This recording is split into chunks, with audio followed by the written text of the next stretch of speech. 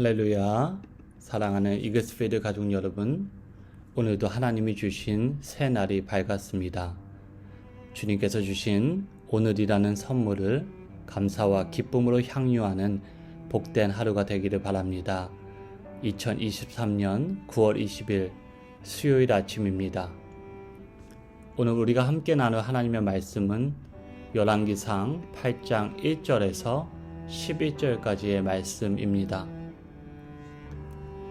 이에 솔로몬이 여호와의 언약궤를 다윗성 곧 시온에서 메어 올리고자 하여 이스라엘 장로와 모든 지파의 우두머리 곧 이스라엘 자손의 족장들을 예루살렘에 있는 자기에게로 소집하니 이스라엘 모든 사람이 다 에라님월 곧 일곱째 달 절기에 솔로몬 왕에게 모이고 이스라엘 장로들이 다 이름에 제사장들이 궤를 매니라. 여호와의 궤와 회막과 성막 안의 모든 거룩한 기구들을 메고 올라가되 제사장과 레위 사람이 그것을 메고 올라가매 솔로몬 왕과 그 앞에 모인 이스라엘 회중이 그와 함께 그 궤 앞에 있어 양과 소로 제사를 지냈으니 그 수가 많아 기록할 수도 없고 셀 수도 없었더라. 제사장이 여호와의 언약궤를 그 처소로 메어 드렸으니 곧 성전인 내소인 지성소 그룹들의 날개 아래라. 그룹들이 그 궤 처소 위에서 날개를 펴서 궤와 그 채를 덮었는데 채가 길므로 채 끝이 내소 앞 성소에서 보이나 밖에서는 보이지 아니하며 그 채는 오늘까지 그곳에 있으며 그 궤 안에는 두 돌판 외에 아무것도 없으니 이것은 이스라엘 자손이 애굽 땅에서 나온 후 여호와께서 저희와 언약을 맺으실 때에 모세가 호렙에서 그 안에 넣은 것이더라. 제사장이 성소에서 나올 때에 구름이 여호와의 성전에 가득하매 제사장이 그 구름으로 말미암아 능히 서서 섬기지 못하였으니 이는 여호와의 영광이 여호와의 성전에 가득함이었더라. 아멘. 오늘 본문은 솔로몬의 성전이 하나님께 봉헌되는 사건을 기록하고 있습니다. 지금까지 우리는 성전이라는 건축물에 집중하였다고 본다면 함께 묵상할 8장의 전반적인 내용은 성전이라는 그 건축물이 갖는 특별한 의미, 신학적인 의미와 기능을 소개하고 있다고 볼 수 있습니다.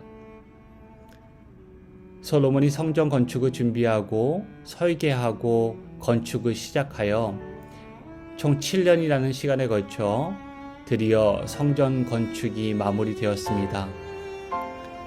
6장 38절에 나오는 성전 건축이 완성된 시점을 기준으로 삼고 성전 봉헌이 성전이 완성된 후에 이루어졌다고 가정한다면 성전이 완성되고 11개월 정도의 시간이 지난 후에 솔로몬은 성전을 하나님께 봉헌한 것으로 보입니다.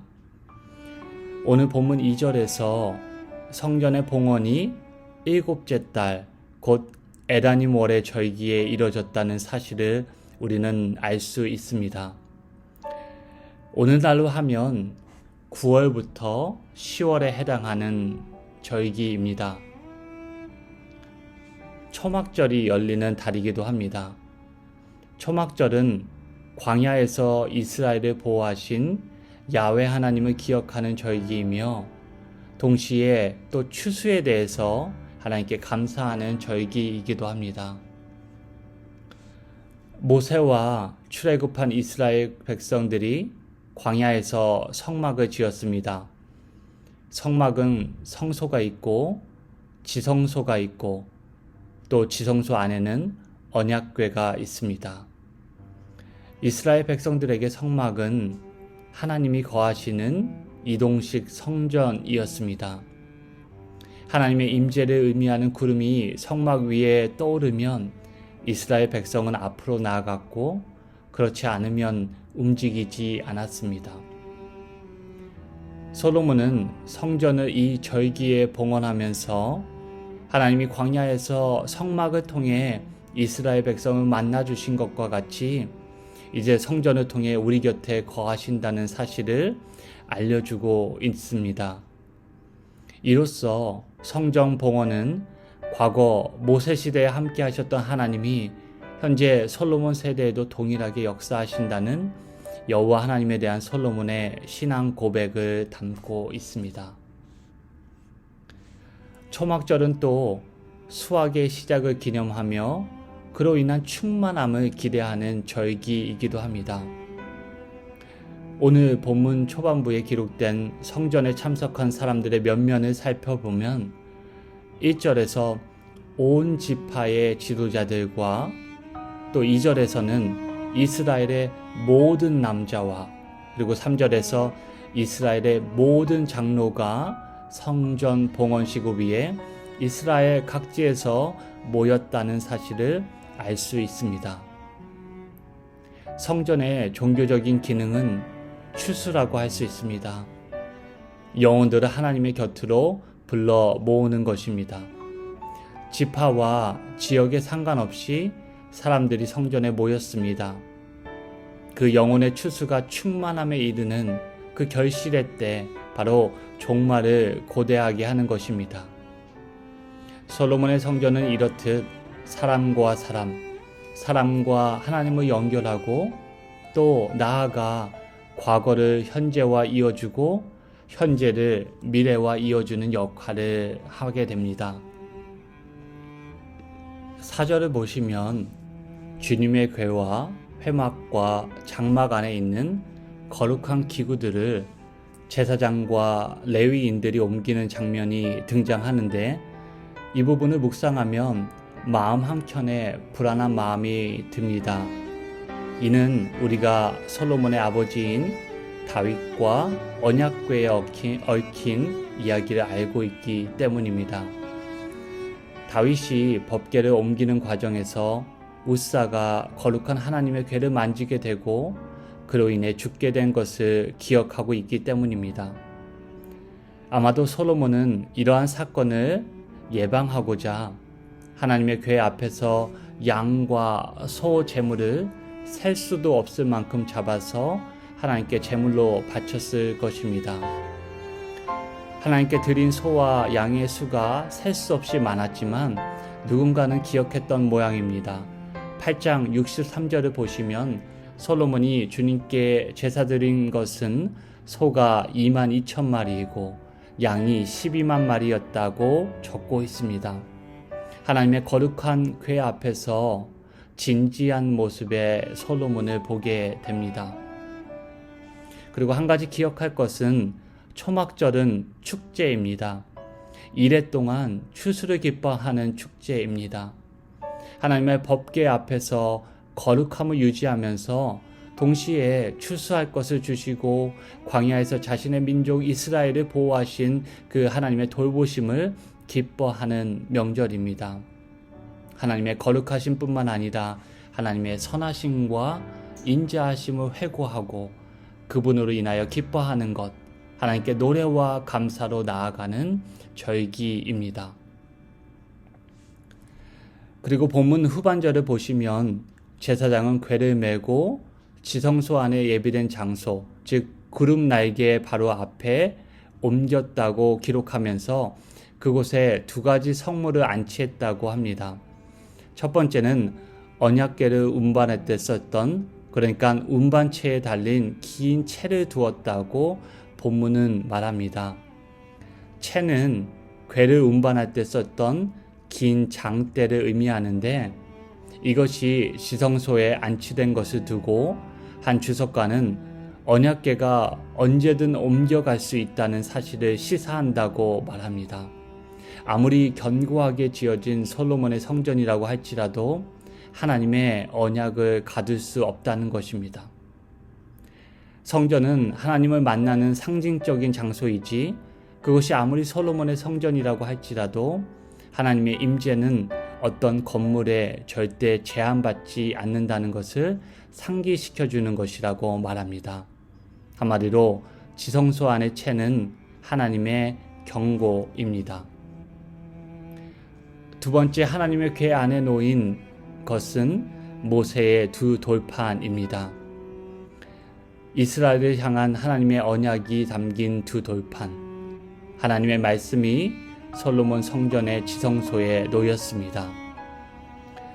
열왕기상의 저자는 이를 통해 이스라엘이 어떤 민족이며 나라인지 다시 한번 알려주고 있습니다. 이스라엘은 애초에 노예였습니다.